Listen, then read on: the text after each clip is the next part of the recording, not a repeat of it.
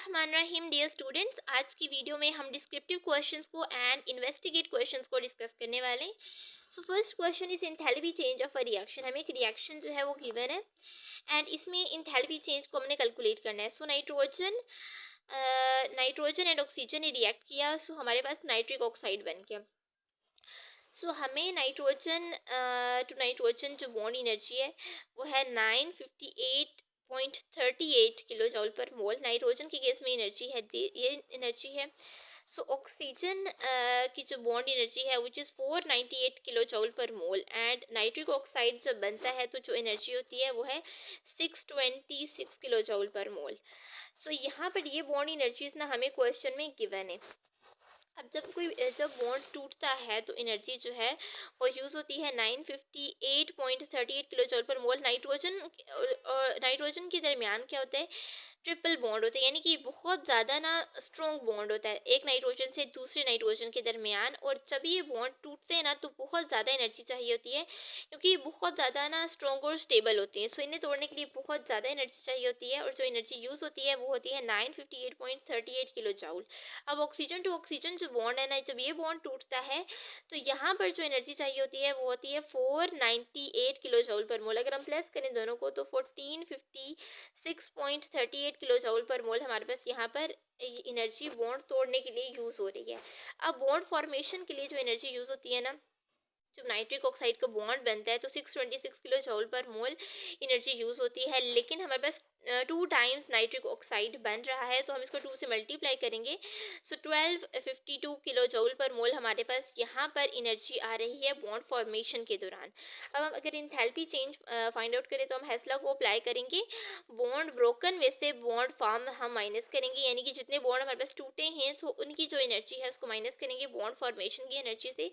सो 1456.38 को माइनस करेंगे 1252 से तो प्लस 204.38 किलो जूल पर मोल हमारे पास एनर्जी आ जाएगी। इंथैल्पी चेंज हमारे पास आ जाएगा 204.38 किलो जूल एंड प्लस में है, so definitely this reaction is endothermic. And इसमें जो बॉन्ड तोड़ने के दौरान जो एनर्जी यूज़ हुई है वो ज़्यादा है as compare to that energy जो बॉन्ड फॉर्मेशन के दौरान बनी है, बॉन्ड फॉर्मेशन के दौरान रिलीज़ हुई है, सॉरी। सो दैट्स वाई ये जो रिएक्शन है ये हाईली एंडोथर्मिक रिएक्शन है। सो नेक्स्ट स्लाइड पे हम आएँ तो यहाँ पर हमें डिफरेंस बताना है हीट एंड इंथैल्पी का। So heat transfer due to temperature difference. So heat क्या है, हीट एक एनर्जी है और ये ट्रांसफ़र होती है between system due to the temperature difference. Temperature difference की वजह से हीट जो है ये ट्रांसफ़र होती है, लेकिन इंथैल्पी टोटल हीट कंटेंट होता है ऑफ अ सिस्टम। एक सिस्टम के अंदर टोटल कितनी अमाउंट में हीट कंटेंट प्रेजेंट है ये हमें एंथैल्पी बताती है और इंथैल्पी को डायरेक्टली मेजर नहीं किया जा सकता। थर्ड क्वेश्चन है why bond formation is always exothermic, यानी कि जब भी कोई बॉन्ड बनता है तो ये हमेशा एक्सोथर्मिक क्यों होता है, यानी कि इसमें हीट रिलीज ही क्यों होती है, एब्जॉर्ब क्यों नहीं होती। तो जब एटम बॉन्ड बनाते हैं तो इसमें एनर्जी रिलीज होती है और एनर्जी रिलीज होती है एंड यहाँ पर जो एनर्जी है एटम्स जो है ना मूव करते हैं to a low energy and stable state की तरफ। So excess energy is release to the surrounding, जो एक्स्ट्रा एनर्जी होती है ना वो रिलीज हो जाती है सराउंडिंग्स में। So therefore bond formation is always exothermic, release energy goes to the surrounding and जो बॉन्ड फॉर्मेशन है ये हमेशा एक्सोथर्मिक ही होती है। सो यहाँ पर नेक्स्ट क्वेश्चन है what is the role of lipids in our body, यानी कि लिपिड्स का क्या रोल होता है हमारी बॉडी के अंदर। So lipid store large amount of energy and provide insulation to maintain body temperature. Lipid store करते हैं large amount of energy, long term energy को स्टोर करते हैं and provide insulation and protection. So lipids protect internal organs, form cell membrane and help to absorb fat soluble vitamins like A, D, E and K. So ये cell membrane बनाते हैं और help करते हैं to absorb fat soluble vitamin जैसे कि A, D, E and K। So उसके बाद कुछ टर्म्स हैं so what is activation energy?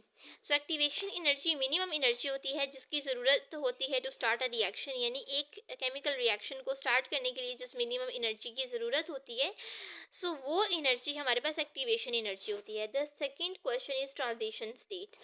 So transition state क्या है? ये एक हाई एनर्जी स्टेट है और अनस्टेबल है ड्यूरिंग केमिकल रिएक्शन। ये हमारे पास बनती है प्रोडक्ट से बिल्कुल पहले, और इसमें क्या होता है कि ओल्ड बॉन्ड कम्प्लीटली ब्रेक नहीं हुए होते, नए बॉन्ड कम्प्लीटली बने नहीं होते, बीच में एक अनस्टेबल कंडीशन होती है, अनस्टेबल स्टेट होती है, जो कि बाद में एक स्टेबल स्टेट में चेंज हो जाती है, यानी कि चेंज हो जाती है ट्रांजिशन स्टेट प्रोडक्ट्स में। उसके बाद एरोबिक रिस्पायरेशन क्या होती है? सो एरोबिक रिस्पायरेशन होती है इन द प्रेजेंस ऑफ ऑक्सीजन। इसमें क्या होता है? ग्लूकोज ब्रेक डाउन होता है यूजिंग ऑक्सीजन एंड रिलीज करता है एनर्जी, यानी break down of glucose in the presence of oxygen to release energy, carbon dioxide and water, ये इसकी प्रोडक्ट्स हैं। नेक्स्ट हम डिस्कस करते हैं इन्वेस्टिगेट क्वेश्चंस को। सो फर्स्ट क्वेश्चन है why some food need cooking while others don't, यानी कि कुछ फूड ऐसे होते हैं जिनको पकाना ज़रूरी होता है और कुछ फूड्स को हम नहीं पकाते। सो कुकिंग में क्या होता है? कुकिंग ब्रेक कॉम्प्लेक्स मॉलिक्यूल्स, यानी कि जो उस फूड में कॉम्प्लेक्स मॉलिक्यूल्स होते हैं ना, कुकिंग उनको ब्रेक डाउन करते हैं, पकाने से वो टूट जाते हैं। And make food easier to digest, यानी कि वो जो फूड है ना फिर उसको डाइजेस्ट करना ईजियर हो जाता है। हार्मफुल माइक्रो ऑर्गेनिज्म जो उसमें प्रेजेंट होते हैं वो मर जाते हैं, और कुछ फूड ऑलरेडी डाइजेस्टेबल होती है, उसको पकाने की ज़रूरत नहीं होती। सो कुकिंग के केस में क्या होता है? Cooking break complex molecules into the simpler ones and kill harmful micro organism, improve taste and make food easier to digest, and some food are already digestible so they don't need to cook. उसके बाद हम next question को discuss करते हैं। Why do fire work look spectacular and why which compound are involve? So basically जो fire work है ना, इसमें मेटल साल्ट होते हैं and they emit different colour when heated, यानी कि इसमें ना मेटल साल्ट हैं और ये डिफरेंट कलर प्रोड्यूस करते हैं जब इनको हीट किया जाता है। So the reaction are highly exothermic and release light and heat. अब ये जो रिएक्शंस हैं ये हाई एनर्जी रिएक्शंस होते हैं और ये लाइट को रिलीज करते हैं, हाईली एक्सोथर्मिक होते हैं। So most of the metal salt जो कि यूज़ होते हैं उसमें sodium, potassium and barium compounds होते हैं। अब sodium salts yellow colour produce करते हैं, potassium salt purple colour produce करते हैं and barium salt green colour produce करते हैं। तो डियर स्टूडेंट्स, यहीं तक था आज का लेक्चर। अगर आपको कोई भी क्यूरी हो आज के लेक्चर में तो आप पूछ सकते हैं। अगर आप चैनल पर नए हैं तो चैनल को सब्सक्राइब कर दें, वीडियो को लाइक करें, बेल आइकन को प्रेस करें ताकि अगली आने वाली वीडियोस आपको मिलती रहें।